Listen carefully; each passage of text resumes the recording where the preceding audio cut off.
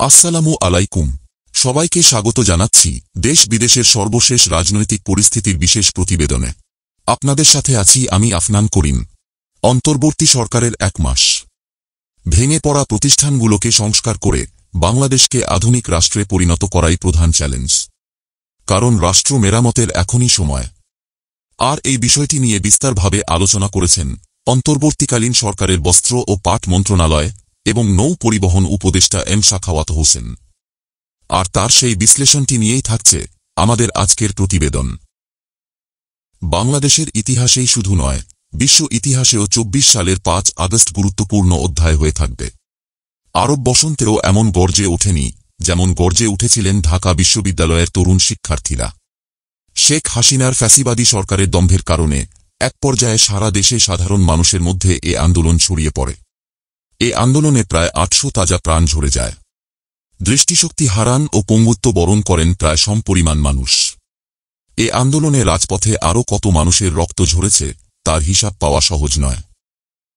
এত মানুষের রক্তের বিনিময়ে হাসিনার ফ্যাসিবাদী সরকারের পতন হয়েছে। হাসিনা তাঁর পরিবারের আরেকজন সদস্যকে নিয়ে দেশ ছেড়ে পালিয়ে পার্শ্ববর্তী দেশে আশ্রয় নিয়েছেন। পেছনে ফেলে গেছেন তাঁর দলের সমর্থক আর নৃশংসতার সহযোগী হ্যান্সম্যানদের। হাসিনার পতনের মধ্য দিয়ে বাংলাদেশের জনগণ দ্বিতীয় স্বাধীনতা পেয়েছে। প্রতিষ্ঠিত হয়েছে বিশ্ববরেণ্য নোবেলজয়ী ড. মোহাম্মদ ইউনূসের নেতৃত্বে অন্তর্বর্তীকালীন সরকার। এই সরকারের সামনে অনেক কঠিন চ্যালেঞ্জ রয়েছে। এর মধ্যে প্রধান হল ভেঙে পড়া প্রতিষ্ঠানগুলোকে সংস্কার করে বাংলাদেশকে একটি আধুনিক রাষ্ট্রে পরিণত করা ও বিপর্যস্ত অর্থনীতিকে পুনরুদ্ধার। চারদিকে সবার মাঝে, বিশেষ করে তরুণদের প্রত্যাশা হল রাষ্ট্র মেরামত। এর জন্যই তাঁরা বুকের তাজা রক্ত দিয়েছেন। অন্তর্বর্তী সরকারের কাছে তরুণ প্রজন্ম ও দেশবাসীরও আকাঙ্ক্ষা যে এই সরকার বাংলাদেশ রাষ্ট্রের মেরামতে পথিকৃত হয়ে উঠবে। বাংলাদেশ রাষ্ট্রের মেরামত বা সংস্কারের যে প্রয়োজন, তার জন্য ইতিহাস ঘাঁটার প্রয়োজন নেই। হাসিনা সরকারের 15.5 বছরের দুঃশাসন ও স্বৈরাচারী শাসন বর্তমান বিশ্বের আধুনিক রাষ্ট্রে বিরল। শাসক হিসেবে শেখ হাসিনা ভয়াবহ একনায়কতন্ত্রের উদাহরণ হয়ে থাকবেন। তার নাম হিটলার ও মুসোলিনির কাতারে দাঁড় করানো যায়। এ কারণে রাষ্ট্র সংস্কারের অত্যন্ত জরুরি বিষয়টি হল ভবিষ্যতে এ ধরনের ফ্যাসিবাদী সরকারের উত্থানের পথরোধ করা। 5 আগস্টের এমন রক্তাক্ত বিপ্লবের পর আমাদের দেশের যে কোনো সচেতন নাগরিক শাসনের কাঠামো পরিবর্তনের পক্ষে রায় দেবেন বলেই মনে করি। এই প্রেক্ষাপটে রাষ্ট্রের কাঠামো পরিবর্তন, আগামী দিনে সরকারগুলো যাতে দানবীয় শক্তিতে পরিণত না হয় এবং বাংলাদেশ রাষ্ট্র যাতে প্রকৃত গণতান্ত্রিক ও গণপ্রজাতন্ত্র হয়ে ওঠে তার জন্য সংক্ষেপে আমার ব্যক্তিগত মতামত তুলে ধরছি। এখানে রাষ্ট্র সংস্কারের গুরুত্বপূর্ণ কিছু দিক নিয়ে আলোকপাত করা হল। বিকেন্দ্রীকরণ। বাংলাদেশ জনসংখ্যার দিক থেকে বিশ্বে 8ম বৃহত্তম দেশ। জনসংখ্যা প্রায় 17.5 কোটি। ছোট দেশ হলেও এত বিরাট জনগোষ্ঠীর কাছে সরকারকে নিয়ে যেতে হলে বাংলাদেশকে ন্যূনতম 5টি প্রদেশে ভাগ করে একটি ফেডারেল কাঠামোর রাষ্ট্র করা যেতে পারে। পূর্ব ও পশ্চিম অঞ্চলে 2টি করে 4টি প্রদেশ ও বৃহত্তর ঢাকা নিয়ে আরেকটি প্রদেশ। মেট্রোপলিটন ঢাকা কেন্দ্রশাসিত থাকবে। কেন্দ্রের হাতে প্রতিরক্ষা, পররাষ্ট্র, সীমান্ত ও সমুদ্র নিরাপত্তা ব্যবস্থাপনা, যোগাযোগ ও বৈদেশিক সাহায্য সহযোগিতার মতো বিষয়গুলো থাকবে। বাকি বিষয়গুলোতে কেন্দ্রের তত্ত্বাবধান থাকলেও প্রদেশগুলো ব্যবস্থাপনায় থাকবে। একই সঙ্গে রাজনৈতিক বিকেন্দ্রীকরণও হবে প্রাদেশিক সরকারের কাঠামোতে। দ্বিকক্ষ বিশিষ্ট সংসদ। বাংলাদেশের অনেক রাজনৈতিক দল ও চিন্তাবিদেরা অনেক আগে থেকেই দ্বিকক্ষ বিশিষ্ট সংসদের দাবি করে আসছেন। এটি শুধু সময়ের দাবিই নয়, আধুনিক রাষ্ট্র পরিচালনা ও সুষ্ঠু ধারার রাজনীতির জন্য অত্যাবশ্যক। উপমহাদেশ ও সার্ক দেশগুলোকেও যদি আমরা বিবেচনায় নিই, তাহলে দেখব একমাত্র মালদ্বীপ ছাড়া অন্য সব দেশে দ্বিকক্ষ বিশিষ্ট সংসদ বিদ্যমান। নির্বাচন ব্যবস্থাপনা।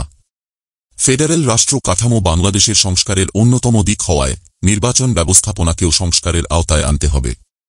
পরিবর্তন করতে হবে নির্বাচন আইন এবং ভোটের পদ্ধতির। সম্পূর্ণ ফার্স্ট পাস্ট দ্য পোস্ট বা ওয়েস্টমিনস্টার পদ্ধতির পাশাপাশি প্রাদেশিক ও জাতীয় সংসদের জন্য 50% পিআর বা আনুপাতিক হারে প্রতিনিধিত্ব ব্যবস্থা গ্রহণ হলে জাতীয় সংসদ একদলীয় শাসনের কেন্দ্রে পরিণত হবে না বলে মনে করি। তবে আমি সম্পূর্ণ নয়, বরং অর্ধেক আসনে আনুপাতিক নির্বাচনের পক্ষপাতী। এ ব্যবস্থা নেপালে রয়েছে। রাজনৈতিক দল সম্পর্কিত আইন। বাংলাদেশে রাজনৈতিক দলগুলো যাতে আরও স্বচ্ছ ও গণতান্ত্রিকভাবে রাজনীতি করতে পারে তার জন্য রাজনৈতিক দল নিবন্ধন আইন প্রয়োজন। এর মাধ্যমে দলগুলোকে রাষ্ট্রের সঙ্গে নিবন্ধিত হতে হবে।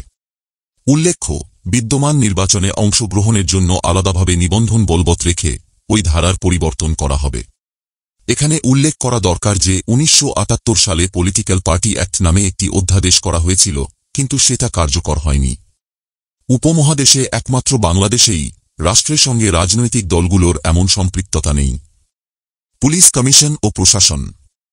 বাংলাদেশকে ফেডারেল রাষ্ট্র করতে গেলে পুলিশ প্রশাসনকেও বিকেন্দ্রীকরণ করতে হবে।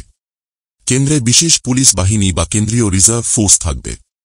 পুলিশের তত্ত্বাবধান ও দিক নির্দেশনা দেওয়ার জন্য একটি কেন্দ্রীয় পুলিশ কমিশন গঠন করতে হবে। কেন্দ্রীয় অনুসন্ধান ইউনিট সিবিআই নামক বিশেষ বাহিনীরও প্রয়োজন রয়েছে। তত্ত্বাবধায়ক সরকারের সময় এমন একটি উদ্যোগ নেওয়া হয়েছিল। বিচারপতি নিয়োগে পর্ষদ। বিচারপতি নিয়োগে পর্ষদ গঠনের বিষয় নিয়ে বহু বছর ধরে আলোচনা চলছে। অতীতে বিচার বিভাগ সরকার দ্বারা প্রভাবিত হয়েছে, কারণ বিচারপতিদের নিয়োগ পদ্ধতিটি ছিল ত্রুটিপূর্ণ। বিচার ব্যবস্থাকে অবশ্যই স্বাধীন করতে হবে। ওপরের আলোচনায় অতি সংক্ষেপে কয়েকটি সংস্কারের বিষয়ে আমার ব্যক্তিগত মতামত তুলে ধরেছি। সংস্কারের এই তালিকা শেষ তালিকা নয়। এ তালিকায় আরও নতুন নতুন বিষয় যুক্ত হতে পারে। তবে এখানে অত্যন্ত গুরুত্বপূর্ণ বিষয়টি হচ্ছে রাষ্ট্রপতি ও প্রধানমন্ত্রীর মধ্যে ক্ষমতার কিছুটা হলেও ভারসাম্য রক্ষা করা। যা হোক, রাষ্ট্র সংস্কারের কয়েকটি দিক আমি এ নিবন্ধে তুলে ধরলাম জনসাধারণের মতামত তৈরির জন্য। আমাদের দেশের ভবিষ্যৎ শাসকেরা যাতে স্বৈরাচারী বা নির্বাচনী স্বৈরাচারীতে পরিণত না হন, তার জন্য রাষ্ট্রের কাঠামো সংস্কার প্রয়োজন। এ প্রস্তাবে সুস্থ ধারার রাজনীতিবিদ ও নাগরিক সমাজের সমর্থন থাকবে বলে আশা করি। বর্তমান অন্তর্বর্তীকালীন সরকারের কাছে অনুরোধ থাকবে সংস্কারের প্রস্তাবগুলোকে গুরুত্বের সঙ্গে বিবেচনা করে রাষ্ট্র সংস্কারের কাজে হাত দেওয়া। রাষ্ট্র সংস্কারের এখনই সময়। এ সুযোগের সদ্ব্যবহার করতে না পারলে ভবিষ্যতে দানবীয় সরকারের উত্থানের পথ ঠেকানো সম্ভব হবে না।